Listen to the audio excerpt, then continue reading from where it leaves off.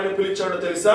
ఆ పిలుపు పరిశుద్ధమైనది, ఆ పిలుపు పరలోక సంబంధమైనది, ఆ పిలుపు ఉన్నతమైనది అని చెప్పేసి అపోస్తలుడు పౌలు జ్ఞాపకం చేస్తూ ఉన్నాడు. ఆ పరలోక సంబంధమైనటువంటి పిలుపుతో, ఉన్నతమైనటువంటి ఆ పిలుపుతో ఆలోచన చేయండి. ప్రభువుని నువ్వు పిలిచింది ఎందుకో తెలుసా? ఒక ప్రత్యేకమైనటువంటి శ్రేష్టమైనటువంటి విలువైనటువంటి క్రైస్తవ జీవితాన్ని జీవిస్తావు అని చెప్పేసి. క్రైస్తవులుగా ఉన్న తర్వాత ఎలా పడితే అలా జీవించడానికి వీల్లేదు, ఎలా పడితే అలా మాట్లాడటానికి వీల్లేదు, ఎలా ప్రవర్తిస్తే అలా ఇష్టానుసారంగా ప్రవర్తించడానికి వీల్లేదు. కాబట్టి ఒక ప్రత్యేకమైన శ్రేష్టమైన జీవితాన్ని మనము జీవించాలని చెప్పేసి ప్రభు పేరిట మరొకసారి నేను మీకు మనవి చేస్తూ ఉన్నాను. కాబట్టి కడవరి దినాల్లో, అంచు దినాల్లో ఒక క్రైస్తవుడిగా నీవు ఎలా ఉంటూ ఉన్నావు? ఈ రోజున ఈ లక్షణాలు నీలో ఉన్నాయా, మనలో ఉన్నాయా అనేటువంటి విషయాన్ని ఎవరి మట్టుకు వారు పరిశీలన చేసుకుని దేవునికి ఇష్టలుగాను, దేవుని యొక్క ఉద్దేశాలు మనం నెరవేర్చేటువంటి వారంగా ఉండాలని ప్రభు పేరిట మరొకసారి నేను మీకు జ్ఞాపకం చేస్తూ ఉన్నాను. చూడండి, మొట్టమొదటిగా క్రీస్తు నిజ క్రైస్తవునికి ఉండాల్సినటువంటి లక్షణాలలో మొదటి లక్షణం సామెత గ్రంథాన్ని తెలుద్దాం ఒకసారి. 28వ అధ్యాయము, సామెత గ్రంథము 28వ అధ్యాయము 14వ వచన భాగంలో మనం చదువుతూ ఉన్నప్పుడు దేవుని యొక్క వాక్యము ఈ రీతిగా సెలవిస్తూ ఉంది. సామెత గ్రంథం 28వ అధ్యాయము 14వ వచన భాగం. నిత్యము భయము కలిగి ప్రవర్తించువాడు ధన్యుడు. సరిపోద్దండి. ఇక్కడ దేవుని యొక్క వాక్యం ఏమి సెలవిస్తుంది తెలుసా? నిత్యము భయము కలిగి ప్రవర్తించువాడు ఎవరంట? ధన్యులు అనేటువంటి మాటను మనం చదువుతూ ఉన్నాం. అంటే నిత్యము కూడా మన క్రైస్తవులుగా ఉంటున్న మనం, దేవుని బిడ్డలుగా పిలువబడుతున్న మనం, దేవుని కుమారులము కుమార్తెలు మనం చెప్పుకుంటున్నటువంటి మనం, మనలో ఉండాల్సింది ఏంటో తెలుసా? దైవికమైనటువంటి భయము కలిగి ఉండాలి. ఆ భయము ఎంతవరకు ఉండాలి? నిత్యము కూడా భయము కలిగి ప్రవర్తించేటువంటి వారుగా ఉండాలి. నిత్యము భయము కలిగి ప్రవర్తించేవారు ఎవరంట?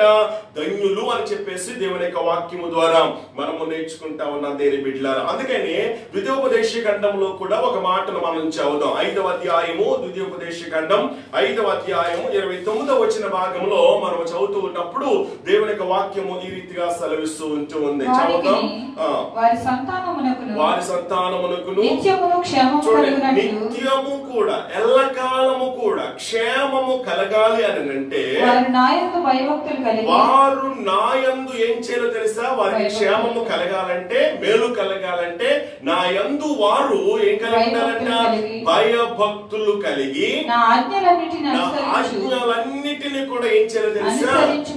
అనుసరించేటువంటి మనస్సు వారికి ఉండిన మేలు అని దేవుని యొక్క వాక్యం ద్వారా మనము నేర్చుకుంటా ఉన్నాం. ఈ రోజున నీ జీవితంలో ఎందుకు మేలు కలగట్లేదు? క్రైస్తవుడిగా ఉన్నప్పటికీ ప్రతిరోజు కూడా వాక్యం చదువుతూ ఉన్నావు, ప్రార్థన చేస్తున్నావు, క్రమం తప్పట్లేదు. అయినా సరే ఎందుకు నీకు క్షేమం కలగట్లేదు? ఎందుకు నువ్వు దీవెనకరంగా ఉండలేకపోతూ ఉన్నావంటే గనక ఈ రోజున దేవుని యొక్క భయము అనేది నీలో లేదు. కొంతమందికి భయం ఉంటే భక్తి ఉండదు, భక్తి ఉంటే భయము ఉండదు. మనకేం కావాలి తెలుసా? భయముతో కూడినటువంటి భక్తి మనము చేయాలి నా దేవుని బిడ్డలారా. ఈ రోజున నీ భక్తి నీకు ఆశీర్వాదకరంగా ఉందా? ఈ రోజున నీ భక్తి నీ కుటుంబానికి దీవెనకరంగా ఉంటా ఉందా? ఈ రోజున నిత్యము భయము కలిగి ప్రవర్తించే వారు ధన్యులు అని చెప్పేసి దేవుని యొక్క వాక్యం సెలవిస్తా ఉంటా ఉంది. ఇక్కడ ద్వితీయోపదేశ ఖండములో ఇశ్రాయేలు ప్రజలతో దేవుడు ఏమని చెప్తున్నాడో తెలుసా? ఎల్లకాలము కూడా మీకు క్షేమం కలిగాలండి, ఎల్లకాలము కూడా మీరు మరి క్షేమంగా ఆరోగ్యంగా బ్రతకాలి అంటే గనక, కృప క్షేమాలు మీ వెంట రావాలి అని అంటే గనక ఇదిగో మీరు నా యందు నిత్యము కూడా భయము భక్తి కలిగి ఉండినట్లు ప్రవర్తించండి అని చెప్పేసి అంటూ ఉన్నాడు. అయితే 6వ అధ్యాయము, అదే ద్వితీయోపదేశ ఖండం 6వ అధ్యాయము 24వ వచన భాగాన్ని కూడా మనం చదివినప్పుడు అక్కడ కూడా దేవుని యొక్క వాక్యమును ఈ రీతిగా సెలవిస్తా ఉంది. చూడండి, మనకు నిత్యము మేలు కలుగుటకై నేటి వలె మనలను బ్రతికించునట్లు మన దేవుడైన యెహోవాకు భయపడి, చూడండి, మన దేవుడైన యెహోవాకు మాత్రమే మనం ఏం చేయాలి? భయపడి ఈ కట్టడలన్నిటినీ గైకొనవలెనని మనకు ఆజ్ఞాపించి. దేవుని బిడ్డలారా ఆలోచన చేయండి. మనకు క్షేమం కలగాలంటే, ఆశీర్వాదం కలగాలంటే ఆలోచన చేయండి. మనము విడవబడినటువంటి ఆ యొక్క గుంపులో మనం ఉండకుండా ఎత్తబడేటువంటి సంఘముగా మనం ఉండాలి అని అంటే గనక మనం ఏం చేయాలంటే గనక నిత్యము భయము కలిగి ప్రవర్తించేటువంటి వారంగా ఉండాలి. ఈ రోజున భయము అనేది నీలో ఉందా? నిజమైనటువంటి భక్తి నీలో ఉందా? ఆలోచన చేయండి. నీ యొక్క ఇంటిలో ఉంటూ ఉన్నప్పుడు, లేకపోతే కనుక ఆఫీస్ లో ఉంటూ ఉన్నప్పుడు, ఆలోచించిన ఒంటరిగా ఉంటూ ఉన్నప్పుడు ఆధ్యాత్మికంగా నీవు ఎలాంటి జీవితాన్ని నీవు జీవిస్తూ ఉంటూ ఉన్నావు? నిత్యము భయము కలిగి నీవు ప్రవర్తించగలుగుతూ ఉన్నావా? దేవుడంటే నీవు భయపడుతూ ఉన్నావా? దేవుడికి నువ్వు వణుకుతూ ఉన్నావా? ఈ రోజున నీ భర్త ఇక్కడ లేకపోవచ్చు, నీ భార్య లేకపోవచ్చు, నేను చూడకపోవచ్చు, తల్లిదండ్రులుగా నీ మరి తల్లిదండ్రులు ఇక్కడ లేకపోవచ్చు, నువ్వు ఎక్కడో ఉండొచ్చు. ఎవరు ఎక్కడ ఉంటూ ఉన్నప్పటికీ ఈ రోజున సమస్తాన్ని కూడా ప్రభు వారు ఏం చేస్తున్నాడో తెలుసా? చూచుచున్నటువంటి దేవుడు. ఆయన కన్నులకు మరుగైనది ఏది కూడా లేదు అని దేవుని యొక్క వాక్యం సెలవిస్తా ఉంటా ఉంది. ఆకాశం అందున్నటువంటి ఆయన, భూలోకములో ఉన్నటువంటి మనందరినీ కూడా ఆయన చూస్తున్నటువంటి దేవుడు. చూడండి, మంచి వారిని చూస్తూ ఉన్నాడు, చెడ్డ వారిని కూడా ఆయన చూస్తూ ఉన్నాడు. కాబట్టి ఈ రోజున నిన్ను ఆయన చూస్తూ ఉన్నప్పుడు ఆయన దృష్టిలో నీవు నిత్యము కూడా భయము కలిగి ప్రవర్తించినటువంటి వాడిగా ఉన్నావా అనేటువంటి విషయాన్ని మనము గుర్తు పెట్టుకోవాలి. నా దేవుని బిడ్డలారా, దేవుడి ఎడల మనమందరము కూడా సంపూర్ణమైనటువంటి గౌరవం అనేది, గంభీరమైనటువంటి భక్తి లేకపోతే మా జీవితంలో శ్రేష్టమైనటువంటి సుగుణాలకు అసలు స్థానమే లేదు అనేటువంటి విషయాన్ని ఈ ప్రత్యేకమైన సమయంలో నేను మీకు జ్ఞాపకం చేస్తూ ఉంటూ ఉన్నాను. జీవితంలో తప్పు చేయడానికి గడగడలాడేటువంటి వాడు, భయపడే వాడు ధన్యుడు అని చెప్పేసి దేవుని యొక్క వాక్యం ద్వారా మనము హెచ్చరిస్తా ఉంటా ఉన్నాం దేవుని బిడ్డలారా. కనుక పరిశుద్ధ భయము అనేది, దైవ భయము అనేది ఆలోచన చేయండి, పరిగెత్తే ముందు మాత్రమే కాదు గాని మొదట అడుగు వేసే ముందు కూడా ఒకటికి 2 సార్లు ఆలోచింపజేస్తాది. ఎందుకు అలా ఒకటికి 2 సార్లు ఆలోచింపజేస్తాది అని కనుక మనం ఆలోచించినట్లయితే ఆలోచన చేయండి, పొరపాటు జరుగుతాదేమోనని ఆలోచించండి. నా దేని బిడ్డలారా, ఎక్కడ బాధ్యతను నిర్లక్ష్యం చేస్తానేమో అని చెప్పేసి భయము కలిగి ఉంటాం. అందుకనే సంకీర్తనలో కనుక మనం ఆలోచన చేసినట్లయితే కీర్తన గ్రంథంలో 4:4 వచ్చిన భాగాన్ని మనం చదువుతూ ఉన్నప్పుడు పరిశుద్ధ భయము కలిగి ఉండేటువంటి వారు ఎలా ఉంటారో అక్కడ వ్రాయబడి ఉంది. సంకీర్తన 4:4 వచ్చిన శరణములు మనం ఏం చదువుతామో తెలుసా? భయము కలిగి భయము నుండి పాపము చేయకుడి అనే మాటలు మనం చూస్తూ ఉంటా ఉన్నాం. ఇక్కడ పరిశుద్ధ భయము కలిగినటువంటి వారు పరుగెత్తే ముందు కాదు గాని ఆలోచన చేయండి, ఒక అడుగు వేసే ముందే ఒకటికి 2 సార్లు ఎందుకు ఆలోచిస్తారు అని అంటే గనక ఎక్కడ పొరపాటు జరుగుతాదేమో, ఎక్కడ తప్పు చేస్తానేమో, ఎక్కడ దేవునికి ఆజ్ఞను అతిక్రమిస్తానేమో, ఎక్కడ దేవుని హృదయాన్ని గాయపరుస్తానేమో అని చెప్పేసి దైవ భయము కలిగినటువంటి వారు ఆలోచన చేయండి. ఏ చెడు కార్యము చేయకుండా, ఏ తప్పిదము చేయకుండా, ఏ అపవిత్రమైన మాటలు మాట్లాడకుండా, ఎటువంటి అపవిత్రమైనటువంటి దృశ్యాలు చూడకుండా, కడవల దినాలు, భయంకరమైన దినాలు ఉచితముగా అనుగ్రహించినటువంటి గొప్ప రక్షణ విషయమై బాధ్యత కలిగి ఆ యొక్క రక్షణను అంతము వరకు కూడా కాపాడుకున్నట్టులో వారు ఏం చేస్తారు అని అంటే కనుక శ్రద్ధ కలిగి ఉంటారు, బాధ్యత కలిగి ఉంటారు. నా దేని బిడ్డలారా, ఈ రోజున నీలో నిత్యము భయము కలిగి నువ్వు ప్రవర్తించట్లేదంటే, ఉచితముగా పొందుకున్నటువంటి ఆ యొక్క రక్షణ విషయములో నువ్వు నిర్లక్ష్యంగా ఉంటూ ఉన్నావు అని అంటే గనుక ఒకసారి ఆలోచన చేయి. ఈ రోజున నిత్యము భయము కలిగి ప్రవర్తించేవాడు ధన్యుడు అని చెప్పేసి దేవుని యొక్క వాక్యం ద్వారా మనం హెచ్చరించబడుతున్నాం. అటువంటి దైవిక భయం నీలో ఉందా? అటువంటి దైవికమైన భక్తి నువ్వు చేయగలుగుతూ ఉన్నావా? ఈ రోజున బైబిల్ గ్రంథం ఏమి సెలవిస్తా ఉంటా ఉంది? క్రీస్తు రాకడను మెత్తబడాలి అంటే కనుక ఒక క్రైస్తవుడిగా నీకు, నాకు, మనందరికీ కూడా ఉండాల్సినటువంటి మొట్టమొదటి సుగుణం, లక్షణం ఏంటో తెలుసా? దైవికమైనటువంటి భయం కలిగి ఉండాలని చెప్పేసి దేవుని యొక్క వాక్యం సెలవిస్తా ఉంటా ఉంది. ఇక్కడ పరిశుద్ధమైనటువంటి దైవికమైన భయము కలిగినటువంటి వారు ఇక్కడ ఏం చేస్తారు అంటే గనక పాపం చేయడానికి వాళ్ళు ఏం చేస్తారంట?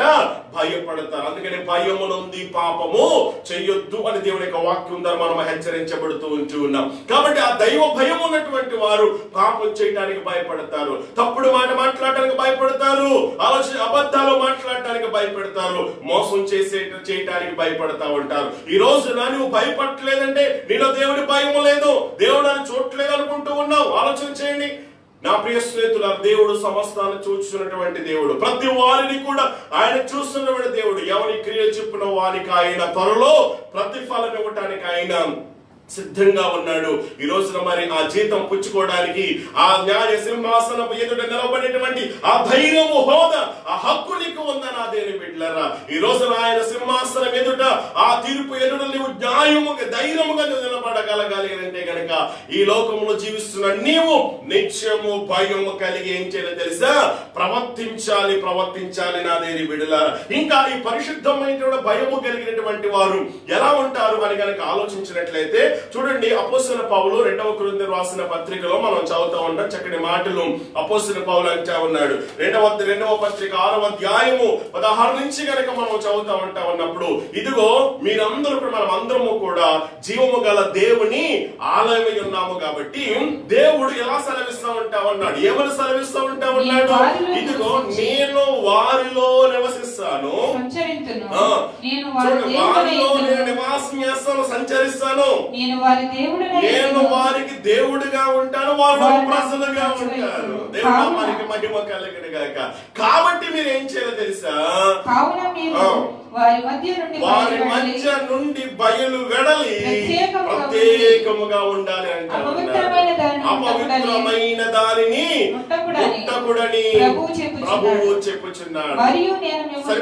ఇక్కడ మనం ఆలోచన చేసినట్లయితే, ఇదిగో నేను వారిలో ఉంటాను, నేను వారిలో సంచరిస్తాను, నేను వారిలో నివాసము చేస్తాను, వారు నాకు ప్రజలుగా ఉండాలన్నా, నేను వారికి దేవుడుగా ఉండాలన్నా వారు చేయాల్సింది ఏంటో తెలుసా? వారు ప్రత్యేకమైన జీవితాన్ని కలిగి జీవించాలి. దైవ భయము కలిగినటువంటి వారు ఏం చేస్తారు అంటే గనక చెడు సహవాసానికి వాళ్ళు ఏం చేస్తారు తెలుసా? దూరంగా ఉంటారు. ఒక ప్రత్యేకమైనటువంటి జీవితాన్ని వారు కలిగి జీవిస్తారు. ఈ రోజున నిజంగా నీవు దేవుని భయము కలిగి ఉంటే గనక ఎటువంటి పరిస్థితులకు నువ్వు భయపడాల్సినటువంటి పని లేదు. గతంలో మరి సామెత గ్రంథములు మనము ధ్యానిస్తూ ఉన్నప్పుడు మనం ఆలోచన చేసాము, నీతిమంతులు అనేటువంటి వారు సింహములాగా ధైర్యముగా ఉంటారు అని చెప్పేసి. కాబట్టి పాపం చేసే వారు అందరిలో కూడా భయము అనేది ఉంటది. చిన్న కష్టం రాగానే భయపడిపోతూ ఉంటారు, చిన్న తెగుళ్ళు రాగానే భయపడిపోతూ ఉంటారు. ప్రియ స్నేహితులారా, దేవుని భయము కలిగినటువంటి వారు ఏ తెగులుకి వారు భయపడరు. ఎటువంటి మరి వ్యాధులు వచ్చినా, ఎటువంటి శ్రమలు వచ్చినా, ఎటువంటి అవి అగ్ని మరి పర్వతాలు బ్రద్దలైపోయినప్పటికీ, ఎన్ని సునామీలు వచ్చినప్పటికీ, ఎన్ని ప్రకృతి వైపరీత్యాలు జరిగినప్పటికీ దేవునికి భయము కలిగినటువంటి వాడు నిశ్చింతగా ఉంటాడు. ఎందుకో తెలుసా? ఒక మాట మీకు జ్ఞాపకం చేస్తాను. దేవుడి భయము కలిగినటువంటి వాడు ఒక విషయానికి అర్థమవుతుంది. అదేంటి అని గనక మనం ఆలోచించినట్లయితే ఇవన్నీ కూడా సక్రమంగానే జరుగుతూ ఉన్నాయి, నిదానంగానే జరుగుతూ ఉన్నాయి. దేవుడు అనుకున్నట్లుగానే సృష్టి యావత్తు కూడా క్రమం తప్పకుండా జరుగుతూనే ఉంటూ ఉన్నాయటువంటి విషయాన్ని గుర్తించి ఎన్ని శ్రమలు వచ్చినా, బాధలు వచ్చినప్పటికీ నీతిమంతుడైనటువంటి వాడు, దేవుడి భయము కలిగి ఉన్నటువంటి వాడు ఏం చేస్తాడో తెలుసా? ఆ రీతిగా ధైర్యంగా నిశ్చింతగా ఉంటాడు. నా దేని బిడ్డలారా, ఈ రోజున దేవునికి భయము నీలో ఉండాలి. ఎప్పుడు నిత్యము కూడా భయము కలిగి ప్రవర్తించాలి. ప్రభు రాబోతూ ఉన్నాడు. ఇదిగో భయము లేనటువంటి జీవితాన్ని నీలో ఉందేమో, ఎవరికి భయపడాలి నేను అని చెప్పేసి నువ్వు ఎరవేగుతున్నావేమో, నా ఉద్యోగం ఏంటి, నా స్థితి ఏంటి, నా హోదా ఏంటి, నా పలుకుబడి ఏంటి అని చెప్పేసి దేవుడికి భయపడాల్సిన నీవు దేవుడికి భయపడకుండా, దేవుడి సందులో గడగడలాడాల్సిన నీవు గడగడలాడకుండా, దేవుడి సందులో నీ పాపాలు ఒప్పుకోవలసింది పోయి నీ పాపాలు ఒప్పుకోకుండా ఇంకా తప్పు మీద తప్పు, పొరపాటు మీద పొరపాటు, అతిక్రమం మీద అతిక్రమాలు చేసుకుంటూ అలాగూ గనక నువ్వు జీవిస్తూ ఉంటుంటే గనక దేవునికి శాపానికి మనం అందరము కూడా లోనవుతాం. కాబట్టి అటువంటి భయంకరమైనటువంటి శాపములోనికి మనము లోనవ్వకుండా ఉండాలంటే గనక, మనం ఎత్తబడే సంఘముగా మనం ఉండాలంటే గనక నిత్యము భయము కలిగి ఉండాలనేటువంటి విషయాన్ని నేను మీకు జ్ఞాపకం చేస్తా ఉన్నాను. బైబిల్ గ్రంథంలో చాలా మంది భక్తులను మనం చూస్తూ ఉన్నప్పుడు వారు దేవుని యొక్క భయము కలిగి జీవించినట్లుగా మనం చూస్తుంటూ ఉన్నాం. ఉదాహరణకి ఆదికాండ గ్రంథంలో కొంతమంది వ్యక్తులను నేను మీకు పరిచయం చేసి కాస్త నేను ముందుకు వెళ్తాను. నోవహు జీవితంలో మనం ఆలోచన చేస్తూ ఉన్నప్పుడు, అంటే నోవహు యొక్క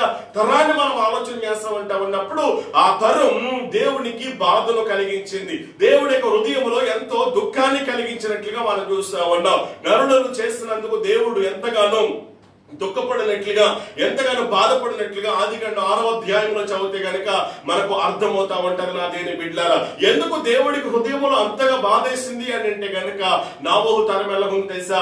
చెడిపోయినటువంటి తరంగా ఉంది. అటువంటి చెడిపోయినటువంటి ఆ తరం, పాడైపోయినటువంటి ఆ తరములో నోవహు గారు ఎలా ఉన్నారంటే దేవుడు అంటే భయము భక్తి కలిగినటువంటి వాడిగా ఉంటూ ఉన్నాడు. నీతివంతుడిగా ఉన్నటువంటి ఆ నోవహును దేవుడు ఏర్పాటు చేసుకుని ఆ భయంకరమైనటువంటి ఆ జలప్రలయముడు తప్పించినట్లుగా, రక్షించినట్లుగా దేవుడి యొక్క వాక్యములు మనం నేర్చుకుంటా ఉన్నాం. కాబట్టి ఆ రీతిగా దేవుని యొక్క భయము కలిగినటువంటి వారు అటువంటి భయంకరమైనటువంటి ప్రమాదాల నుంచి తప్పించబడతారు అనేటువంటి విషయాన్ని నేను మీకు జ్ఞాపకం చేస్తా ఉంటా ఉన్నాను. అదే ఆదికాండ గ్రంథంలో యోసేపుని కనుక మనం ఆలోచించినట్లయితే యోసేపు కూడా దేవుని యందు భయము భక్తి కలిగినటువంటి వాడిగా ఉన్నాడు కాబట్టి యోసేపు ఎక్కడికి వెళితే అక్కడికి దేవుని కరుణగల హస్తము యోసేపుకు తోడుగా ఉన్న కారణాన్ని బట్టి దేవుడు యోసేపును దీవించినట్లుగా ఆశీర్వదించినట్లుగా మనం చూస్తూ ఉంటా ఉన్నాం. కారణం ఏంటయ్యా అంటే గనక యోసేపు దీవించబడ్డానికి కారణం దేవుడు అంటే భయము భక్తి కలిగినటువంటి వాడిగా ఉంటూ ఉన్నాడు. పాపం చేయటానికి అవకాశం వచ్చినప్పటికీ ఆ పాపం చేయటానికి అవకాశం ఎంతగానో అక్కడ వచ్చినప్పటికీ పాపము చేయకుండా ఆ స్థలం నుంచి పారిపోయినటువంటి వాడిగా యోసేపు జీవితంలో మనం చూస్తూ ఉంటా ఉన్నాం. దానియేలు గ్రంథంలో మనం చూస్తూ ఉంటే దానియేలు గ్రంథం 8వ వచన భాగంలో మనం చదువుతా ఉంటా ఉన్నప్పుడు దానియేలు కూడా అపవిత్రమైనటువంటి దానిని ముట్టడానికి అపవిత్రమైనటువంటి వాటిని త్రాగి తన హృదయాన్ని తన జీవితాలను అపవిత్రపరచుకోవడానికి ఏమాత్రం కూడా వారు ఇష్టపడినటువంటి వారిగా ఉంటూ ఉన్నారు. కారణం ఏంటయ్యానంటే గనక వారు ఏ భయము కలిగి ఉన్నారో తెలుసా?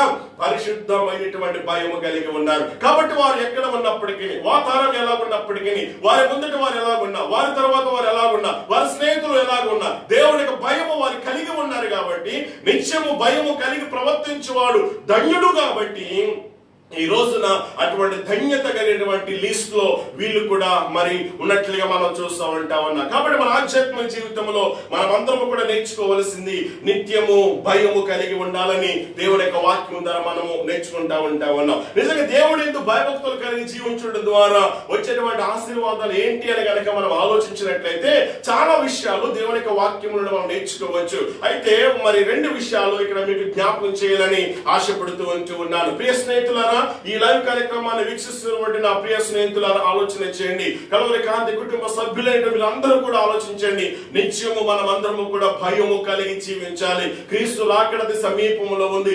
ఎన్నో వింతలు విశేషాలు మనం చూస్తూ జరుగుతూ ఉన్నాయి. కాబట్టి క్రీస్తు రాకడకు మనం సిద్ధపడాలి. ఎత్తపడాలి అంటే గనుక నేను నిత్యము కూడా ఏం కలిగి ఉండాలి తెలుసా? దేవుని యొక్క భయము భక్తి కలిగి ఉండాలి. ఒకవేళ అలాంటి జీవితాన్ని కనుక జీవించకపోతే గనుక మనం విడవబడతామనేటువంటి సత్యాన్ని మీరు గుర్తించి ఇకనైనా సరే మీరు క్రీస్తు యొక్క రాకడ కొరకు మీరు సిద్ధపడి నిత్యము భయము కలిగి ప్రవర్తించాలని దేవుని యొక్క వాక్యం ద్వారా మనం నేర్చుకుంటా ఉన్నాం. కాబట్టి దేవుని ఎందు నిత్యము భయము కలిగి ప్రవర్తించడం ద్వారా దేవుడు మనకి ఇచ్చినటువంటి ఆశీర్వాదాలు ఏంటో తెలుసా? సంకీర్తన 34వ సంకీర్తన కనుక మనం చదువుతా ఉన్నప్పుడు దేవుని యొక్క వాక్యములు ఈ రీతిగా మనం చదువుతూ ఉన్నాం. 34వ సంకీర్తన 7వ విషయాన్ని కనుక మనం చదువుతా ఉంటే కీర్తనకారుడు దావీదు అంటూ ఉన్నాడు, యెహోవాయందు భయభక్తులు గల వారి చుట్టూ ఆయన దూత కావలియుండి వారిని ఏం చేస్తుందో తెలుసా? రక్షిస్తదంట. ఎవరి చుట్టూ తెలుసా? ఎవరైతే దేవుని యందు భయభక్తులు కలిగి ఉంటారో, అందుకే నిత్యము భయము కలిగి ప్రవర్తించేవాడు ధన్యుడు అని చెప్పేసి దేవుని వాక్యం ద్వారా మనం నేర్చుకుంటా ఉన్నాం. కాబట్టి ఎవరిలైతే ఇటువంటి దైవికమైన భయము కలిగి ఉంటుందో వారి చుట్టూ ఎవరుంటారో తెలుసా? దేవునికి దూతలు కావలి ఉండి వారిని రక్షిస్తాయి. ఎంత గొప్ప ఆశీర్వాదం అండి! నీ చుట్టూ ఎవరు ఉన్నా లేకపోయినా, ఇవన్నీ భర్త నీకు దగ్గరగా ఉన్నా లేకపోయినా, భార్య దగ్గరగా ఉన్నా లేకపోయినా, బిడ్డలు నీకు దగ్గరగా ఉన్నా లేకపోయినా, ఆదరించే వారు ఉన్నా లేకపోయినప్పటికీ, ఓదార్చే వారు ఉన్నా లేకపోయినప్పటికీ, పట్టించుకునేటువంటి వారు ఉన్నా లేకపోయినప్పటికీ దేవునికి కనుదృష్టి నీ మీద ఉంది. నిత్యము భయము కలిగి ప్రవర్తించినటువంటి వారు ధన్యులు. కాబట్టి ఆ నిత్యము దేవుని యొక్క భయము కలిగినటువంటి వారి చుట్టూ దేవుడు ఏం చేస్తాడు అని అంటే కనుక ఆ భయము కలిగినటువంటి వారిని దేవుడు మర్చిపోడు కాబట్టి జ్ఞాపకంలో ఉంచుకుంటాడు. కాబట్టి వారి చుట్టూ దేవుడు ఏం చేస్తాడు అంటే కనుక కంచె వేస్తాడు, తన దూతల్ని కావలుగా పెడతాడు అనేటువంటి విషయాన్ని మనం గుర్తు పెట్టుకోవాలి. ఆ దూతలు మనకు ఏం చేస్తాయో తెలుసా? మనల్ని రక్షిస్తాయి అని చెప్పేసి ఆలోచన చేయడం దేని బిడ్డలారా, ఈ విషయాన్ని మనం జ్ఞాపకం చేసుకోవాలి. నిజంగా ఎంత గొప్ప ఆశీర్వాదం అండి! దేవుడు మనకు సెక్యూరిటీగా పెట్టాడు తన దూతల్ని. అందుకని ఏ కీడు నీ దగ్గరకు రాలేదు ఇప్పటి వరకు కూడా. నీ యొక్క కాలు జారి పడకుండా ఆలోచన చేయండి, నీ అడుగులు తడబడకుండా ఆలోచన. ఈ రోజు వరకు కూడా మనం ఆరోగ్యంగా ఉన్నాము అని అంటే కనుక మన చుట్టూ ఎవరున్నా తెలుసా? ఆయన సైన్యం ఉంది నా దేని బిడ్డలారా. ఆయన దూతను దేవుడు కాపలుగా పెట్టాడు. ఎవరికి అని అంటే కనుక ఎవరైతే నిత్యము భయము కలిగి ప్రవర్తిస్తారో వారికి నా దేని బిడ్డలారా. 2వ ఆశీర్వాదము చూడండి, అదే 9వ వచనంలో మనం 9వ వచన భాగం చదివితే గనుక దేవుని యొక్క వాక్యములు ఈ రీతిగా మనం చదువుతూ ఉన్నాం. యెహోవా భక్తులారా, ఆయన యందు భయభక్తులు ఉంచి ఆయన యందు భయభక్తులు ఉంచుడి. ఆయన యందు భయభక్తులు చూడండి, ఉంచు ఆయన యందు భయభక్తులు ఉంచువానికి ఏమీయూ కొదువలేదు. ఏమీయూ కొదువలేదు. దేవుని నామానికి మహిమ కలుగును గాక. హల్లెలూయా. కాబట్టి ప్రత్యేకమైన సమయంలో జ్ఞాపకం చేస్తూ ఉన్నాను, నిత్యము ఎవరైతే దేవుని యందు భయము కలిగి ఉంటారో వారి చుట్టూ ఎవరుంటారు? దేవుని దూతలు ఉండి వారిని ఏం చేస్తాయి? రక్షిస్తాయి. అంత మాత్రమే కాదు గాని 9వ శరణం ఏం చదవమో తెలుసా? వారి జీవితాల్లో ఏది కూడా నేను కొదువ చెయ్యను అని అన్నాడు. ఇటువంటి భయంకరమైన తెగుల మధ్యలో కూడా మనం భయపడాల్సిన పని లేదు. ఆలోచించండి, ఉద్యోగం లేదనో, అక్కమ్మ ఇంకా అవ్వలేదనో, లేకపోతే ప్రమోషన్ రాలేదనో, ఇంకా బిడ్డకి వివాహం చేయలేదనో, ఇంకా సరైనటువంటి ఇల్లు కట్టుకోలేదనో, ఏ విషయంలో కూడా నువ్వు కలవరపడాల్సిన పని లేదు. ఇదిగో నీ గిన్నె నిండి పొర్లి పారుతుంది. ఎప్పుడు? యెహోవా నా కాపరి అని చెప్పగలిగినప్పుడు. నా దేని బిడ్డ నిత్యము భయము కలిగి ప్రవర్తించువారు ధన్యులు. వారి జీవితంలో ఏది కూడా దేవుడు కొదువ చేసే దేవుడు కాదు అనేటువంటి విషయాన్ని మరొకసారి నేను మీకు జ్ఞాపకం చేస్తూ ఉన్నాను. కాబట్టి కడవరి దినాల్లో మనం ఉన్నాం, అంచు దినాల్లో మనం ఉన్నాం. సంఘమా, నువ్వు దేవుని కొరకు సిద్ధపడాలి. సంఘమా, నువ్వు దేవుని కొరకు ఎదురు చూడాలి. దేవుని కొరకు ఎదురు చూస్తున్న నీవు ఆ రాకడలో నువ్వు ఎత్తబడతావా? ఎత్తబడాలంటే నీలో ఉండాల్సింది, క్రైస్తవుడిగా నేను కలిగి ఉండాల్సినటువంటి మొదటి లక్షణం ఏంటో తెలుసా? నిత్యము దేవుడు అంటే భయము భక్తి కలిగి మనము ప్రవర్తించాలి. అటువంటి